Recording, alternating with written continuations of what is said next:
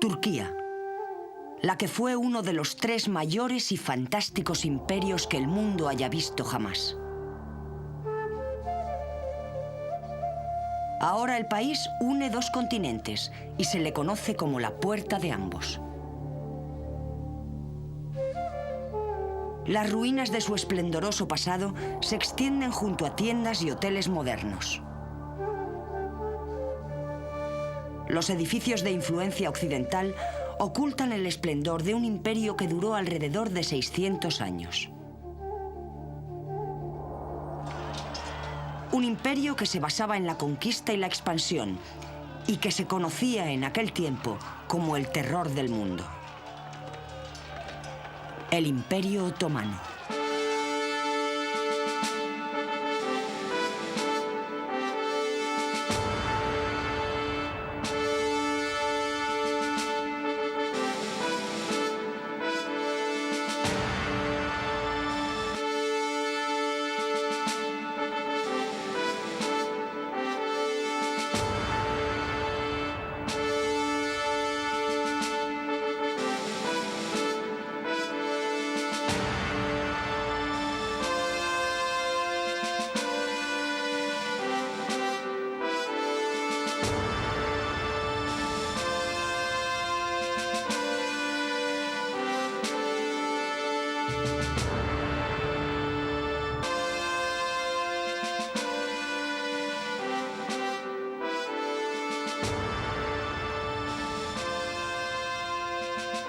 Civilizaciones antiguas. El Imperio Otomano.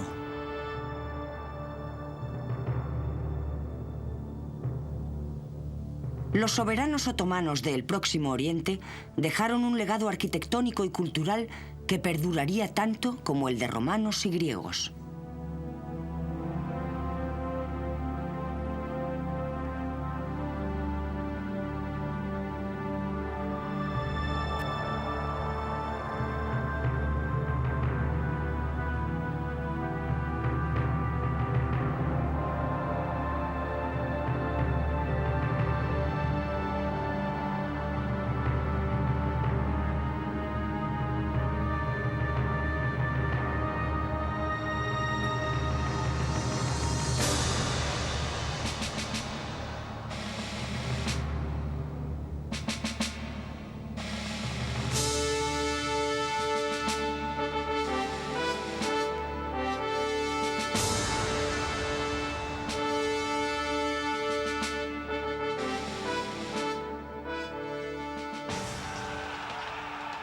El pintoresco reino de los otomanos abarcó periodos de conflicto como las cruzadas.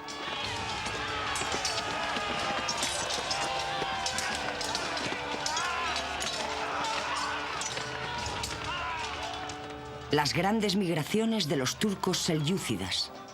El periodo de dominación sobre gran parte del mundo conocido y las grandes sublevaciones del siglo XIX.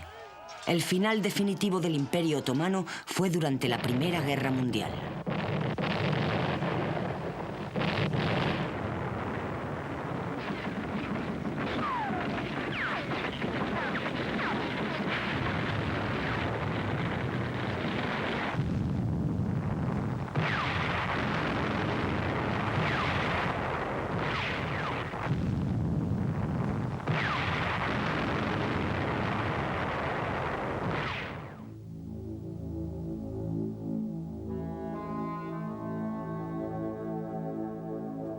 Pero antes de que los pueblos otomanos alcanzaran importancia, existieron grandes civilizaciones en la región conocida hoy como Turquía.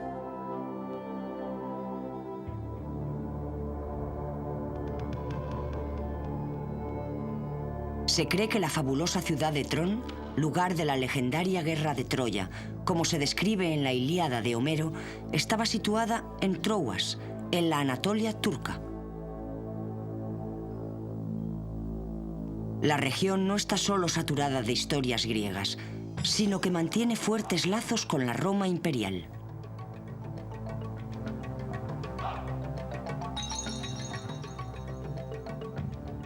Tras dividirse el Imperio Romano en Oriente y Occidente, en el tercer siglo después de Cristo, el emperador Constantino fundó Constantinopla, hoy Estambul, donde estaba la antigua Bizancio.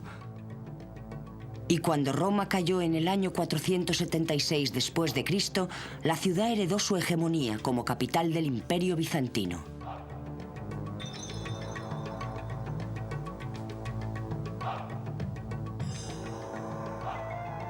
El Imperio Bizantino se mantuvo durante casi un milenio y alcanzó su esplendor bajo el poder de los otomanos.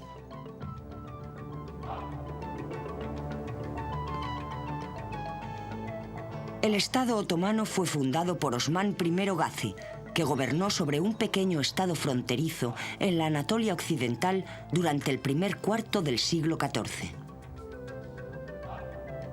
El origen de este estado se encontraba en las estepas de Asia Central, donde vivían las tribus nómadas de Turkamán.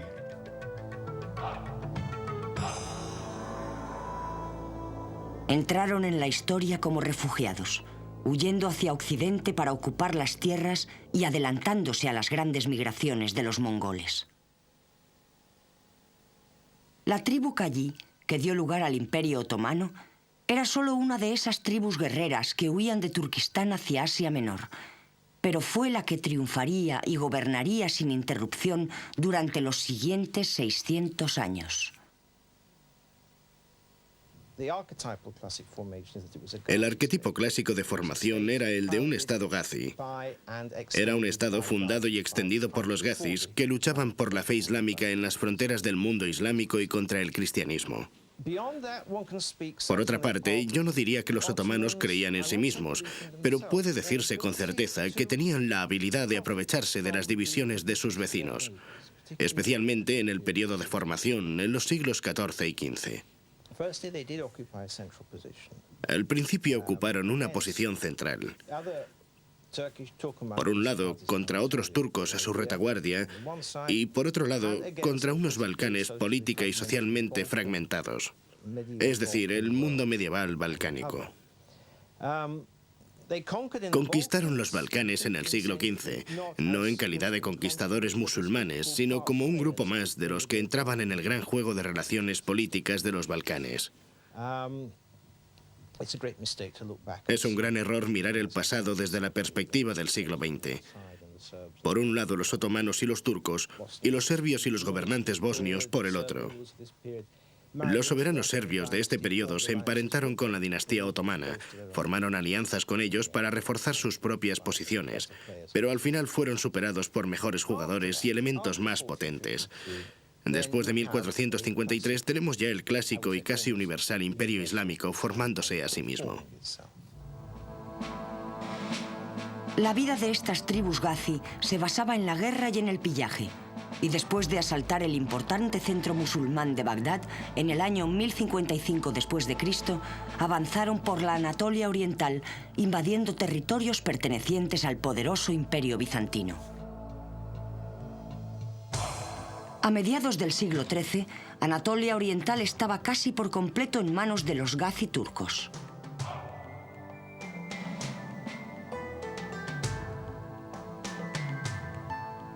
Osman sacó partido de la debilidad inherente a los bizantinos y se aseguró el botín mediante la invasión del territorio cristiano.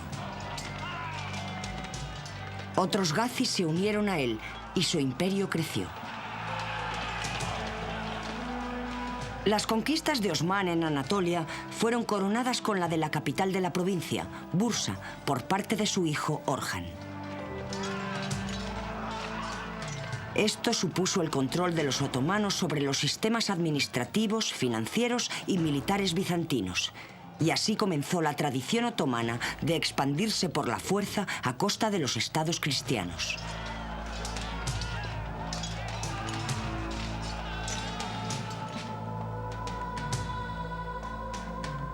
Hacia el año 1400, como resultado de las conquistas otomanas, solamente Macedonia y Tracia estaban directamente bajo gobierno bizantino, y el propio imperio se había convertido en un vasallo otomano. Todo lo que quedaba ahora era conquistar la capital, Constantinopla.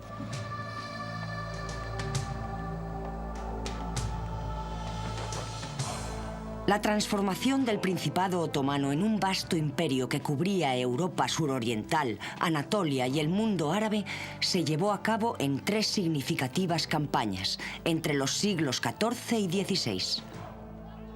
La más importante de las cuales fue el saqueo de Constantinopla en 1453.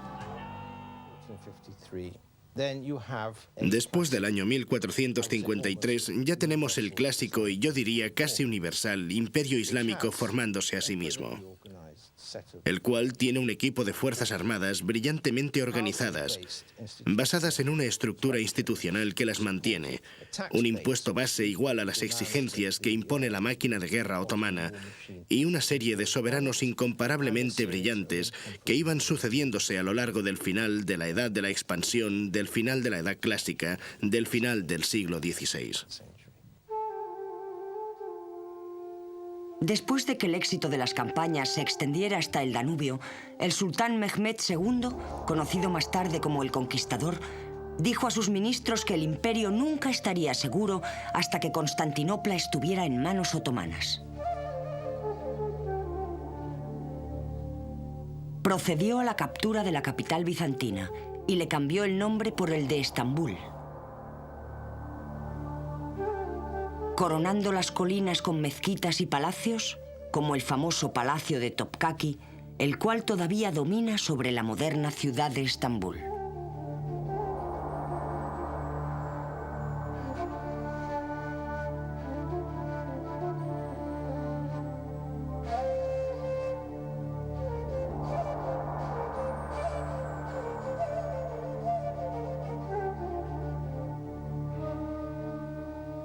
La captura por parte de los otomanos de la primera capital bizantina infundió terror y desconfianza a la Europa cristiana.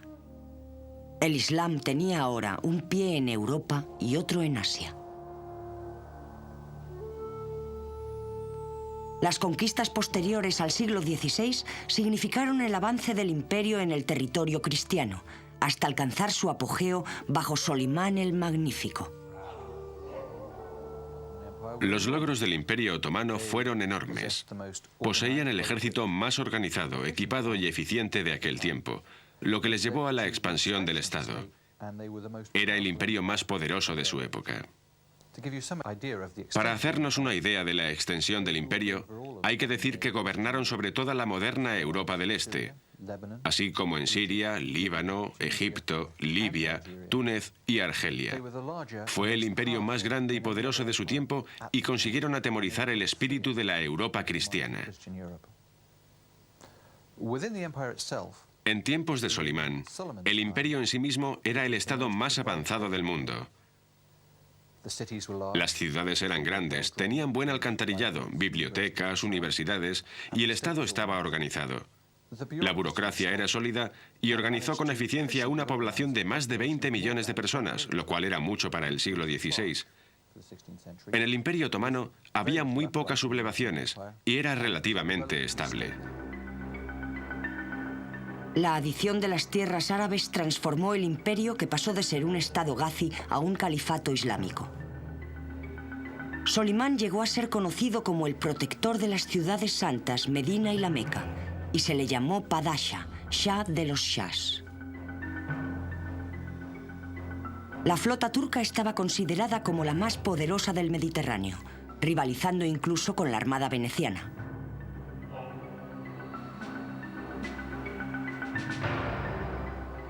Dos siglos de conquistas y expansiones continuas transformaron el Imperio Otomano en el mayor de su época.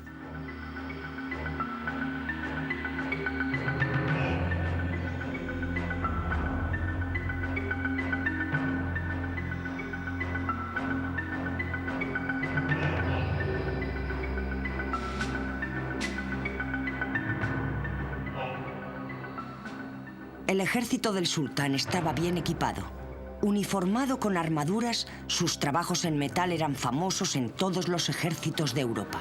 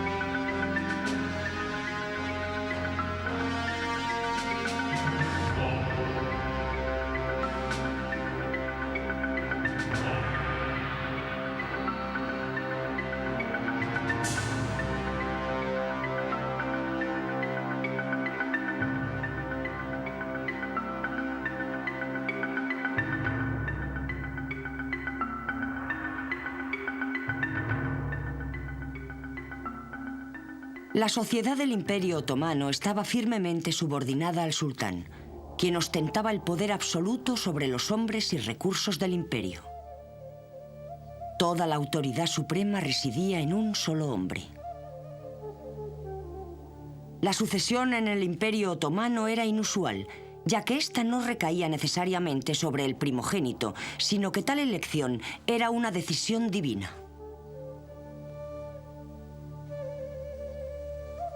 Durante los siglos XV y XVI, cuando los príncipes cumplían 12 años, eran enviados a lejanas regiones del imperio para que aprendieran los asuntos del gobierno provincial. Y generalmente, el hijo que llegaba primero a Estambul tras la muerte del sultán era quien heredaba el título. Mehmed el Conquistador promulgó una ley secular sultánica de fratricidio, el Kanuname, inspirada en una antigua costumbre turca. La primera tarea del nuevo sultán era ordenar la ejecución de sus hermanos. Esta ley pretendía proporcionar estabilidad asegurando una única línea de sucesión y previniendo guerras civiles por odios de sangre entre los herederos. La conjunción de gobernantes poderosos y de una fuerte infraestructura estatal en términos burocráticos, fuerzas militares y estructura social favoreció y armonizó con este modelo de fuertes gobernantes, modelo que es casi único en la historia de Oriente Medio y que estuvo vigente durante un larguísimo periodo de tiempo de 2 siglos y medio, es decir, desde la Alta Edad Media hasta principios de la Edad Moderna. Una vez entramos en la época de finales del siglo XVI, lo que podríamos llamar una época de sultanes débiles o incompetentes, entonces reaparece el patrón clásico: la infraestructura, la estructura institucional del Estado, de la burocracia e incluso de las fuerzas militares, las cuales sufrieron una revolución en este momento.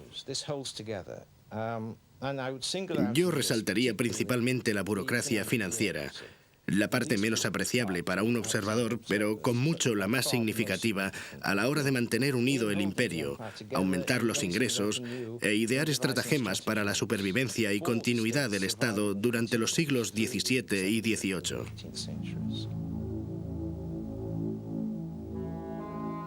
La sociedad otomana estaba dividida en clases claramente definidas. Y en pocas palabras podemos señalar 2 grandes grupos, los gobernantes y los gobernados. En terminología turca se les denomina los askari y los rea, lo que se traduce literalmente como los militares y los súbditos.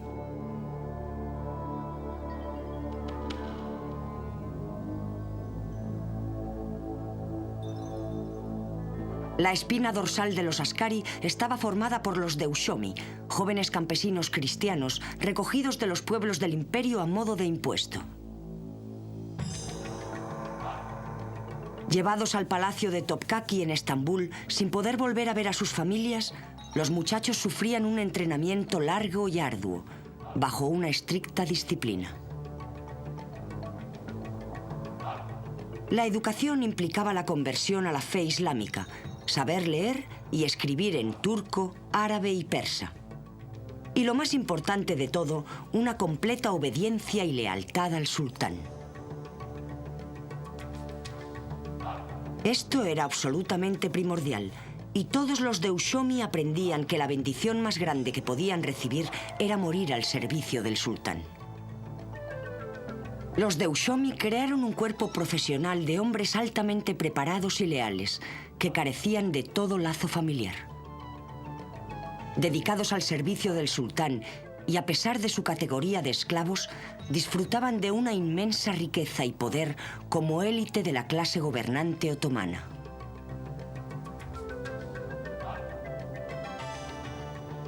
Se seleccionaba a los muchachos más brillantes y mejor dotados para el servicio en el interior del palacio del sultán, en lo que se llamaba su núcleo interno, y recibían un entrenamiento especial separados de los demás. Los mejores llegaban a constituir su séquito personal. Nunca eran más de 39, y este era el rango más alto al que un deushomi podría aspirar, además de poder llegar a ser el gran visir, que era elegido de entre estos 39 y que se convertía en la mano derecha del sultán.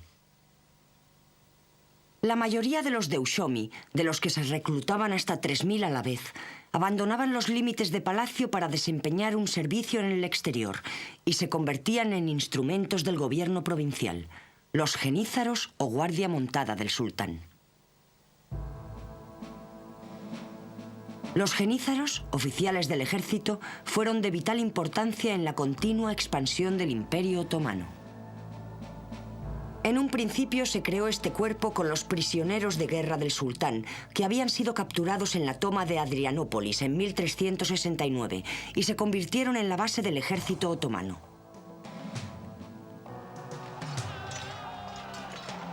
Eran muy temidos por los ejércitos cristianos de Europa, y el éxito de las conquistas otomanas se debe realmente a la existencia de estos genízaros tan bien equipados y organizados. Aunque los genízaros no podían contraer matrimonio, se les compensaba con un gran poder. Eran los responsables de la salvaguarda de los derechos de los musulmanes y solo tenían que rendir cuentas ante el sultán. Formaban las leales tropas de guerra del sultán y en tiempos de Solimán eran casi 14.000, jugando un papel muy importante en un imperio en constante expansión. Para aquellos musulmanes de nacimiento, el único camino hacia la clase gobernante de los askari era convertirse en un miembro de la ulima, la institución de los sabios. La ulima la constituía un grupo de hombres doctos, educados en instituciones musulmanas, y de allí salían los eruditos, profesores, abogados y jueces del Imperio Otomano. Su trabajo consistía en propagar por el imperio la fe islámica y hacer cumplir las leyes y enseñanzas religiosas. Ser miembro de la ulima conllevaba la ventaja fiscal de estar exento de impuestos, pero no tenían la misma autoridad y prestigio que los genízaros.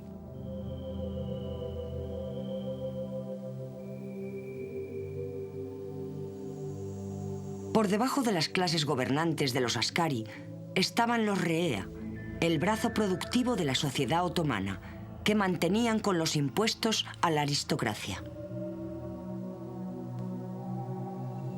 Concretamente, los reea eran los musulmanes que pagaban los impuestos y eran despreciados por los askari. Generalmente eran campesinos pobres y analfabetos, que no podían jamás aspirar a estar entre los askari, y se pretendía que la distinción entre los dos fuera absoluta. Los askaris guardaban celosamente su posición privilegiada y contaban con el sultán para mantener la línea divisoria entre ellos y el resto de los súbditos. Así se separó claramente a los reea de los askari mediante leyes que regulaban su vestimenta y mediante la prohibición de que los reea montaran a caballo o llevaran espadas. Por debajo incluso de los reea estaban los zinis, quienes constituían la capa más baja de la sociedad otomana. Eran campesinos no musulmanes o nómadas errantes y económicamente estaban en mayor desventaja, ya que soportaban impuestos adicionales. En la sociedad otomana, el Estado y el sultán eran lo más importante. La extensión del Islam era el asunto principal, así que no importaba quién era quién o de dónde venía, sino que lo importante era la utilidad de una persona para la continuación del Estado. Así que los miembros del ejército eran importantes porque defendían el imperio y lo extendían siempre más allá. Incluso el campesino era importante porque proporcionaba alimentos. No importaba que fuera simplemente un campesino, y no importaba la religión que uno tuviera, con tal de que no contraviniera directamente la fe musulmana. Las únicas personas que eran realmente despreciadas eran los gitanos y los nómadas, porque no proporcionaban absolutamente ninguna contribución al Estado o sociedad.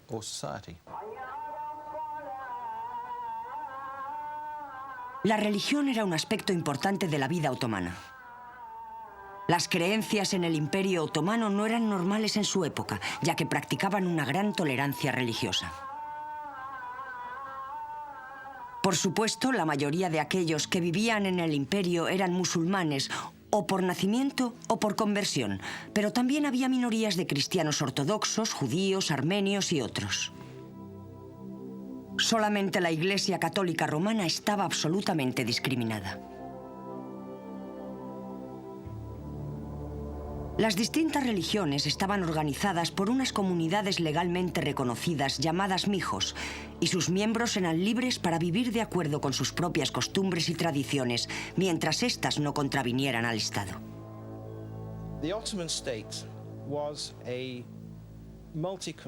El Estado otomano era multiconfesional y multiétnico. La religión de la dinastía de la clase gobernante era el Islam, aunque en los inicios de la historia el Estado tendía a veces hacia la heterodoxia, la cual fue más tarde rechazada con firmeza. La población estaba totalmente mezclada. No hay duda de que en los primeros 150 años del imperio, la mayoría de la población no era musulmana, especialmente en los Balcanes. Más tarde, a través de la migración, la conversión y especialmente la conquista de las así llamadas provincias árabes, Egipto, Siria y más tarde Irak, la balanza se inclinaba mucho más hacia el componente musulmán del imperio, demográficamente hablando.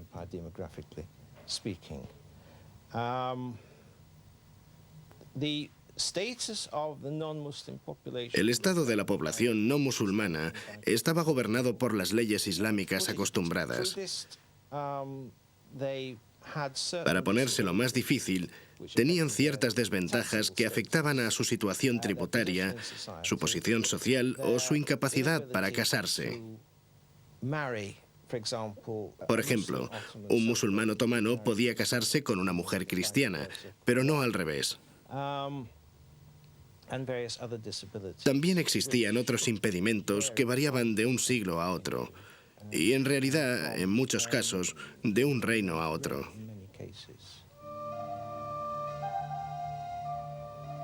De todos modos, a pesar de esta indulgencia religiosa, la fe islámica estaba fielmente protegida en el imperio por la Sharia, la ley islámica sagrada. La Sharia era de capital importancia en el sistema de vida otomano y proporcionaba el único control del poder del sultán. Incluso la expansión del imperio dependía de la Sharia. El Corán establecía que tenían el derecho sagrado de extender el territorio musulmán por las tierras no musulmanas.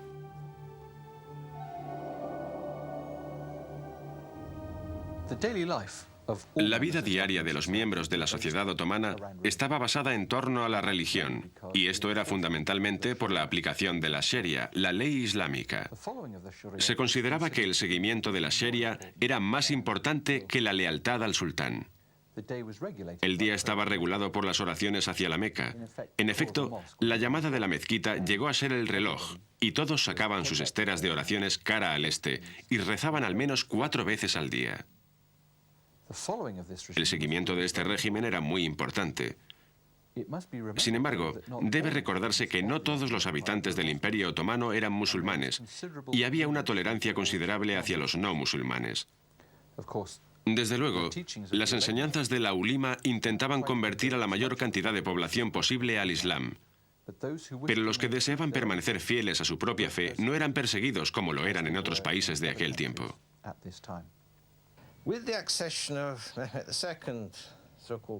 Con la llegada del segundo conquistador en 1451, podemos empezar a hablar de un absolutismo sultánico. Aunque incluso allí, a pesar del poder del soberano, de su absoluto poder sobre su propia casa, hombres y sirvientes, y a pesar de su incontestado papel como soberano del Estado, a pesar de todo ello, se encontraba limitado en lo que podía o no podía hacer por la ley islámica, la Sharia, y por las leyes acostumbradas.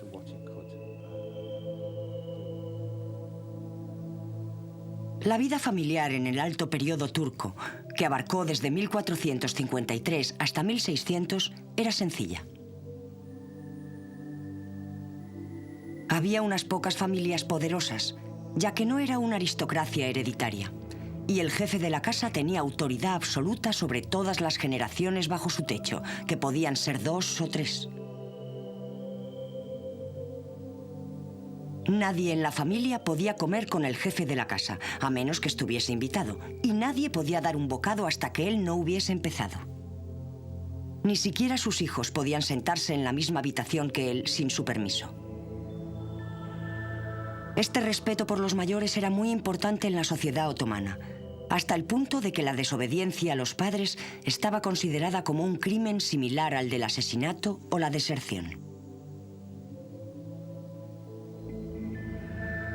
La madre gobernaba sobre las mujeres de la familia y los hijos varones hasta su circuncisión, que generalmente era a los 7 años. Las mujeres eran figuras secundarias en la sociedad otomana, al igual que en todas partes de Europa en esa época. Se disuadía a las mujeres de salir de casa y si lo hacían debían regresar al atardecer. Corría a cargo de la madre el organizar la boda de su hijo varón. Los hijos varones eran muy deseados y la infertilidad en una mujer era lo peor que le podía suceder. La madre concertaba la boda de su hijo yendo a casa de la futura novia y si ella estaba de acuerdo, hablaba con la madre de la muchacha sobre el porvenir. Esta última raramente ponía alguna objeción, ya que se alegraba de poder casar a su hija lo antes posible, puesto que era algo deseado desde el momento de su nacimiento. Las muchachas se casaban generalmente a los 12 años. Ni el novio ni la novia tenían nada que decir con respecto a con quién se iban a casar, y a menudo no se veían hasta después de una larga ceremonia matrimonial.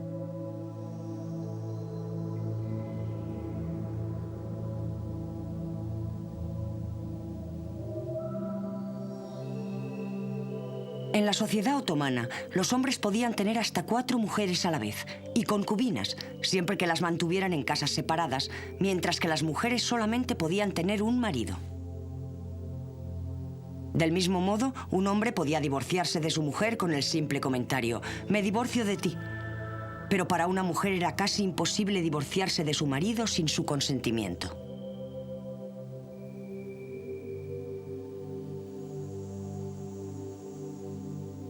Los hombres del Imperio Otomano llevaban una vestimenta muy elaborada. Consistía en unos pantalones bombachos con una camisa y un dolmen, un fajín alrededor de la cintura. Y si era rico, un caftán con calcetines de piel, zapatillas y un turbante. La barba no era obligatoria, pero la mayoría de los hombres de aquel tiempo la llevaban. La vestimenta de las mujeres venía determinada por su posición social. Las campesinas llevaban pantalones largos hasta los tobillos, un blusón largo y normalmente iban descalzas. Las mujeres de un nivel más alto llevaban vestidos más elaborados, a base de pantalones cubiertos con un blusón de gasa ribeteado con bordados, un chaleco abotonado ceñido con mangas largas y un caftán largo y cerrado en los tobillos, sujeto con un cinturón. Las mujeres llevaban tantas joyas como les era posible, generalmente todo lo que poseían, y las pobres llevaban monedas de oro en sus pañuelos, lo que representaba toda la riqueza de la familia. El comercio era extremadamente importante para el Imperio Otomano. En primer lugar, creo que sería correcto decir que el Imperio Otomano, tal y como se desarrolló, llegó a ser una economía de mando. Los precios se fijaban desde el poder central. El gobierno central controlaba lo que se podía importar y exportar, y el Estado procuraba proporcionar facilidades, protección y salvoconductos a los mercaderes que venían al imperio desde el exterior. Al principio, lo que fue una concesión de privilegios por parte del sultán hacia lo que se consideraba como elementos externos más débiles e inferiores, fue lo que introdujo mercancías necesarias para el comercio, por ejemplo, plomo y estaño de Inglaterra, que eran muy valiosos para los otomanos como munición para la guerra que mantenían en Europa central. Y por supuesto había un comercio de exportación que solo se desarrolló realmente a finales del siglo XVIII, orientado hacia productos de exportación tal y como se entendía en términos de imperialismo europeo: tabaco, algodón procedente de Egipto y mercancías de este tipo. Las propias rutas comerciales eran antiguas rutas preotomanas, y dentro del vasto imperio otomano, las principales rutas comerciales iban desde Estambul, a través de Anatolia, hacia Persia y el lejano Oriente. En los Balcanes, desde Estambul hasta la costa occidental del Mar Negro y hacia Polonia y Crimea. Las rutas mercantiles rodeaban el mar Egeo y llegaban hasta las tierras eslavas. En el Mediterráneo, llegaban concretamente hasta Venecia. Las excelentes relaciones entre el Imperio Otomano y Venecia fueron de una importancia significativa. La conquista de los Balcanes abrió nuevas rutas terrestres para la importación de productos de Europa, mientras que los artículos de lujo como algodones, sedas, especias, arroz, azúcar y jabón se importaban desde Oriente. El emplazamiento turco en la ruta de la seda hacia China significó el auge de la industria textil, y todavía hoy el país sigue siendo famoso por su producción de alfombras. La fabricación de alfombras comenzó como una artesanía popular, pero evolucionó convirtiéndose en una técnica artesana altamente desarrollada. A medida que se hacían mayores intercambios culturales entre las ciudades y el imperio se expandía por el Azerbaiyán y Egipto, los tejedores turcos fueron adoptando nuevos colores y técnicas. El tinte vegetal rojo de Persia daría a las alfombras turcas su color característico y se convirtió en un secreto arduamente guardado. Pero fue la combinación de los adornos de nudo persa, la sedosa lana egipcia y los modelos tradicionales turcos lo que configurarán la manifestación más refinada del arte otomano. Los modelos de las alfombras incluían hojas, rosetones, zarcillos y flores naturalistas.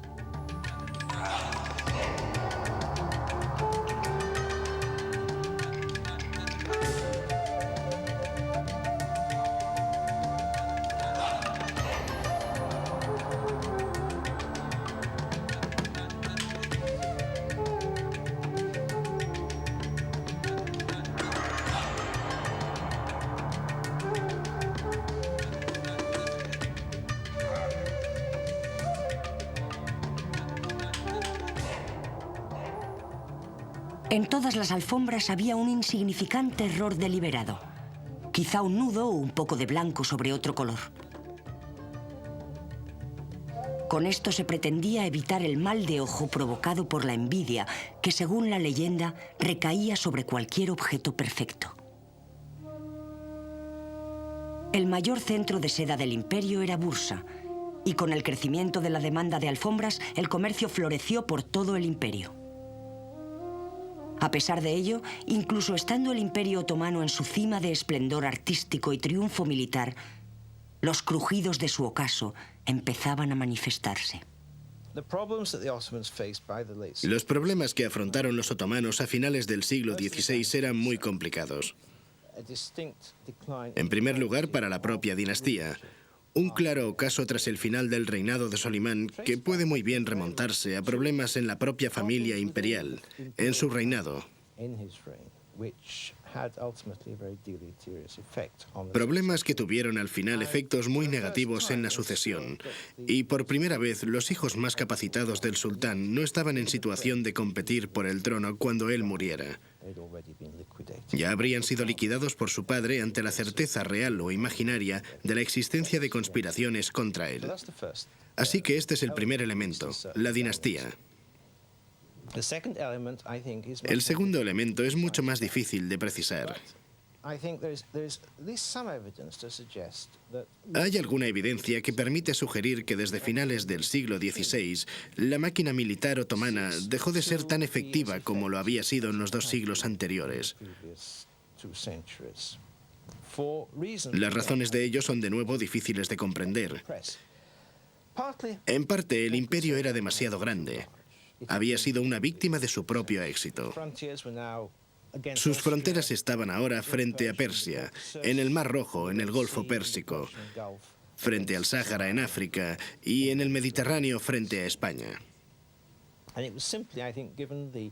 Ocurrió simplemente que, dadas las bases logísticas de comunicación, dada la duración del periodo de campañas y del modelo de mando de autoridad central en el imperio, dichas campañas se volvieron cada vez más caras y menos provechosas.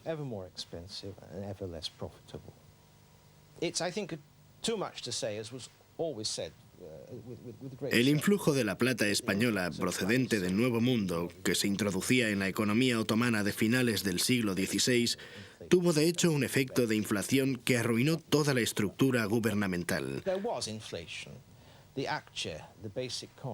El apture, la moneda básica de cambio, que había existido más o menos sin modificaciones de peso desde 1300 hasta 1566, empezó a depreciarse y rebajarse. La plata extranjera entró a raudales. Al final, el dólar alemán resultó un artículo de importación muy importante. La economía se colapsó, la moneda se depreció, los salarios de los oficiales tenían en efecto cada vez menos poder adquisitivo. Y de nuevo la estructura empezó a desmoronarse como resultado de todo ello. El Imperio Otomano empezó a perder esos elementos constitutivos que habían hecho de él algo único y aparentemente invulnerable. A medida que unas generaciones daban paso a otras, los elementos de la estructura clásica se iban disipando, se perdieron y olvidaron, hasta que al final la gente solo tenía memoria de lo que ellos creían que habían sido. La historia del Imperio Otomano a finales del siglo XVIII y en el siglo XIX es un intento por parte del imperio de reinventarse a sí mismo sobre una base muy diferente de lo que había sido. La dinastía continuó existiendo durante este periodo. Continuidad de la dinastía sí, continuidad de la institución, por supuesto que no. Durante los siglos XIX y XX, los países de Europa Occidental comenzaron a desarrollarse con la revolución industrial. Desafortunadamente, el Imperio Otomano no avanzó en la misma proporción, quedándose atrás. Empezaron a importar productos manufacturados de Europa y sus propias industrias entraron en declive.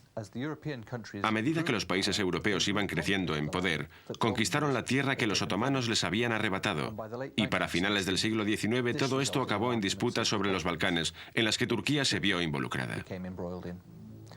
Incluso antes de la Primera Guerra Mundial, el daño causado al imperio era irreparable. La llegada del siglo XIX y la devastación de la Primera Guerra Mundial causaron el derrumbamiento del Imperio Otomano.